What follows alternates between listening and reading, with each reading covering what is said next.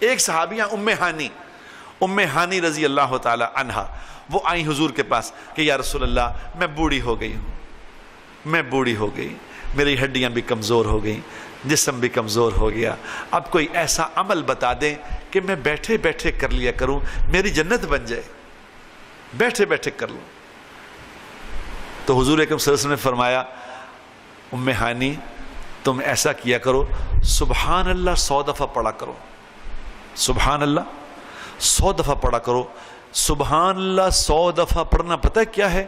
سبحان اللہ 100 دفعہ پڑھنے کا اجر اتنا ہے کہ جیسے اسماعیل علیہ السلام کی اولاد میں سے 100 غلام آزاد کیے، اتنا اجر ہے سبحان اللہ 100 دفعہ پڑھنے کا۔ کتنا وقت لگتا ہے سبحان اللہ 100 دفعہ؟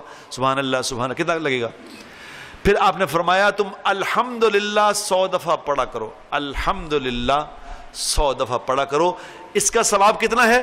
آپ نے فرمایا اس کا ثواب اتنا ہے جس طرح تم نے 100 گھوڑے خرید کے تیار کر کے سامان سے بھر کے اللہ کے راستے میں جہاد کے لیے دے دیے، اتنا اجر ہے اس کا۔